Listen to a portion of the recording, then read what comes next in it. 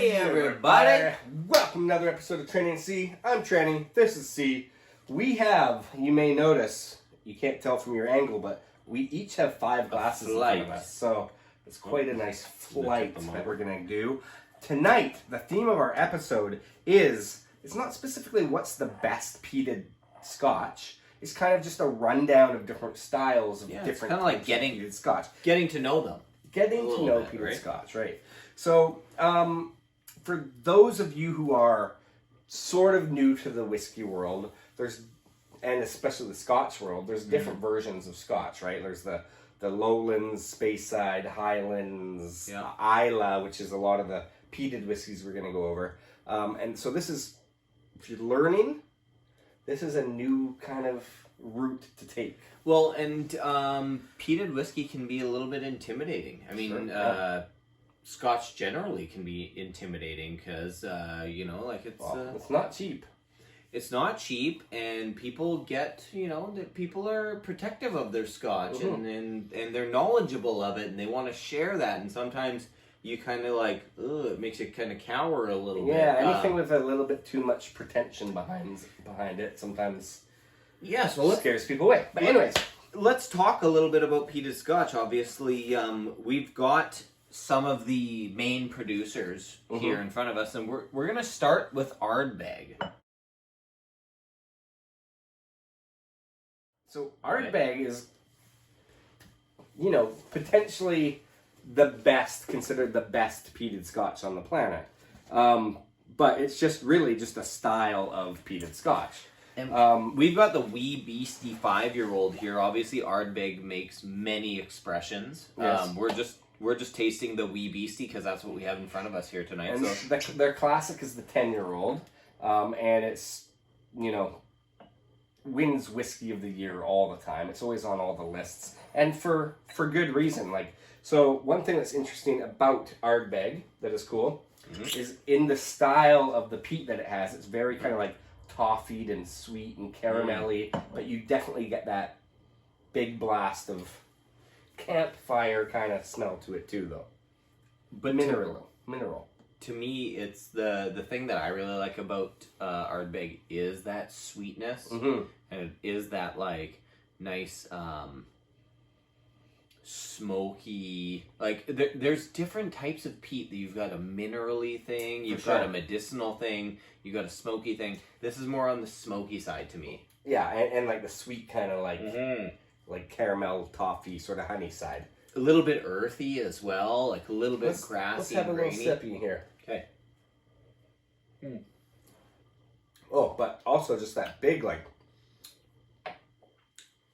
sooty kind of tarry sort of vibes to it. Me, it's like it's earthy. Yeah, very. I like the earthy piece. So we've started there. So Ardbeg, sweet, smoky, earthy. 48%, so it also, this one has like quite a lot going on for percentage. Now we're going to move on to something a bit different. Okay, so we're going Laphroaig. So Laphroaig 10-year-old, a total classic, bottled at 43%. So it's also from the same region. It's both from Islay. This one also has an age, they both have age statements, but this one is 5 years older. Yeah. So one thing that happens with peat is the longer it's in a barrel, the peat level isn't that kind of dissipates a little bit. Dissipates a little bit, that smokiness. But 10 years, anything we're showing you now holds the peat really, really well. Yeah. But I mean, like, peat performs in some people's opinions, like, quite well at a younger age. For sure, exactly. Okay, if you're a real peat head, you love that extra blast of it. So Laphroaig, it's obviously a different distillery. Yeah. From the same region. Yeah. This one is, did we say 43%? 43%. So we had 48% here, 43% here. Okay. 5 years older, but this one's different because it has like a real, it showcases the medicinal side of the peat world. So we've gone from sweetness to a little bit of weird medicinal Band-Aid kind of like that pH tester that you get that you test a hot tub with kind of thing. Like, it's also, to me, it's got a little bit more of like a funk to it. Yeah. A little funkier. It's one that, the first time you ever try it, you never forget it. Oh, but a real nice sweetness too. it even has like a little bit of a cola spice kind of thing going on. Like probably ex-bourbon barrel, so which would explain that slightly. But man, it's also that's really nice. Nice and sweet. Really nice. But definitely different. Like distinctly different. So what we're trying to do is a bit of a rundown of like the stylistically the differences in peat. So yeah, they're all very peaty and smoky, but in what way? What realm? So now this next one, we're gonna get called out with the order we're doing this. I can guarantee it. We kind of, our logic was the youngest to the oldest. Yeah, we're just kind of going age statement right now. So. When in reality, like yes, maybe a higher percentage you should have later. But and this one's not the Highland Park 12-year-old. The Highland Park 12-year-old is not what a lot of people associate with being a big peat smoke show. Yeah, it's not a peat bomb. However, it does showcase a certain level of peat that we really enjoy. And we come to respect it because it's like, this is not necessarily like your peated Scotch. It's lightly peated. It's really big, like honeys and herbal, and we've said it plenty of times because we've talked about Highland Park lots. But so this is a different region. Different region. This is from the Orkney Islands, which is to the northeast. So different region completely, but so this one has like a touch of peat, a hint of peat. It's a hint. I would say like if you guys are starting your peat journey, maybe start with something like this. But you never know. Just maybe jump right into the big guns. You can go right into a bomb and just see if you love it, or if you're not quite sure, or maybe you already tried one of these and you thought, oh, I don't love it. And it's like, okay, just back it off a little bit. Take it down a notch. Take it down a notch and like establish the palate a little bit. Well, we were talking about really hoppy beer, that one Fat Tug that we love. Right. And the first time, we tried it, it's like, or you tried it, it's like, ugh, I hate that. I didn't finish it. You can't stop thinking about it. I didn't finish it the first time, but then I couldn't stop thinking about it. I went back for more. This is maybe where Highland Park is. Like, it's the not quite finished. Like, oh, just have a little bit. Yeah. Exactly. With your appetite. Okay. Really quite on the higher levels of sweetness and a bit. But the Scotch shines through in this one. Yeah, exactly. Like the actual malt beneath the actual layer of peat. Yeah. So like that's kind of a nice starting point for some people. Now in this one here, this is the Balvenie Peat Week, and this one is, to me, it's amazing. This is what can be done. Balvenie only distills their peated whiskeys for a week each year, and they come out with a special. Oh, and a great cork, by the way. Great cork, great bottle. A special bottle each year. We'll do a little tiny pour because we might need to save some of this. Yeah. So enough to wet your whistle. Just a bit. Yeah. So this is more of like peat done on a more like small scale, unique kind of situation. And so with Balvenie, what's kind of cool is, so again, regionally, this is in the Speyside region where it's more traditionally a lot of bourbon barrel finishes and like sherry finishes, and Balvenie itself without the peat in it is very just like the epitome of what Scotch tastes like. It's the Scotchiest Scotch that ever Scotch. This almost shares the same properties as the Glenfiddich. So if you're familiar with that, then this is kind of on that realm. But now add peat to it, and you got that grassy kind of. This is very grassy, hayloft, like really, and it has a sweetness to it. Like this to me is one of my favorites already. Like limited edition kind of favorite. So it's like, you've got Ardbeg and Laphroaig that are like almost exclusively distilling peated whiskeys. Yeah. And then something like this is like, okay, this is a little bit more limited edition. Yeah. You want to, if it comes out, you want to kind of gobble it up kind of thing. Just saying, the price reflects it. The price does reflect it, yeah. But you know what? If you're going to spend a lot of money, hopefully you love it. And this is one of those ones that you end up loving.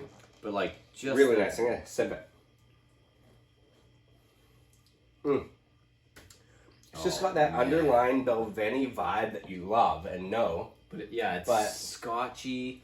It's got like earthy, minerally peat. It's got a awesome sweetness to it. Like this is the kind of classic kind of barley sugar malty style of even like scotch, but like the cinnamony really, too. Like man, that's totally. So good. Okay, so that's the Balvenie. Okay, and then now last but not least, another peated, legend. Yeah, this is a legend in its own right. So this is the Lagavulin 16-year-old. Bottled at 43% alcohol. Yeah.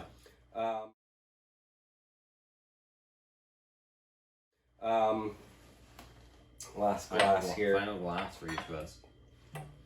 And one thing we want to showcase this one is because this is a relatively well-aged peated whiskey. Yeah. So we talked earlier about how the peat can diminish a little bit in the barrel. But what's nice about this one is like it is a smoke show, but it's not so in your face. In your face, and the actual underlying spirit is really, really well made. But this also one, from Islay, for sure. But this one is like now your caramels and toffees are shining through. Totally, yeah. Right, like you got look at that color.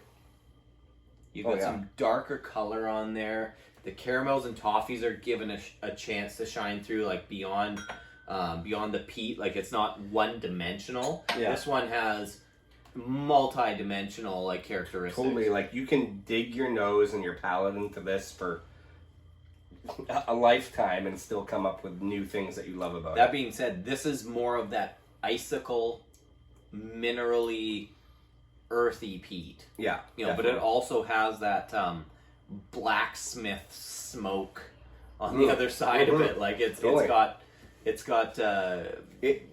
all the it's like all the characteristics. It's like it reminds me of like in an old stone castle and like the fireplace in that castle being raging all night, and then the next morning it's just like a bit of that sooty. Yeah, it finishes sooty for sure. But it's still quite sweet up front. It's nice. Anyway, so it's quite good. This is kind of like the range of peat. They're all very different. Yeah. But they all have kind of like their own personality and characteristics that may appeal to you. So I don't know if this is helpful or not. Well, but I mean, one thing that's kind of cool about these whiskeys is they have such a large range in their own, product. Yeah, within their own distillery. Like the Ardbeg distillery, their 10-year-old, like I said, it's unbelievably just a common staple, but it's, I believe, 47% or something like that. And age statement, very delicious. Laphroaig puts out their quarter cask, which is a 48% bomb, and it's very medicinal and very sooty and nice. Highland Park has their cask strength and like a couple of tons of other ones, and you can go all the way up in the age range. Yeah, and the 18's a little sweet, great. And then the Balvenie, what's cool about them is they are not really traditionally a peated whiskey in that category. But like we said before, they release it once a week per year. They do it right. Absolutely. Yeah. And then Lagavulin is just literally like kind of the king. There's so many good Lagavulins too. Yeah. And they come 12-year-old cask strength is amazing. The 8-year-old. Yeah, they have special editions. Yeah. They've got the Nick Offerman. Like they've got all kinds of stuff going on. Like, so like you don't have to exclusively love peated Scotch, but there's a place for peated Scotch. Definitely. Yeah. I'm going to give one piece of advice. If and when whiskey festivals come back into play, save these guys for the end. Yeah. Don't burn out your palate. Unless that's all you're going to drink all night, fine. But, you kind of burn out your palate a little bit more because that smoke and all that medicinal aspect of it sticks around. It's very dominant. You taste it the next day. So, click like, subscribe. Leave a comment. Let us know, what do you think? What's your favorite peated Scotch? Yeah. Share this video, and also check us out on Instagram, TikTok, Twitter, and we'll see you next time. Cheersies. Cheers.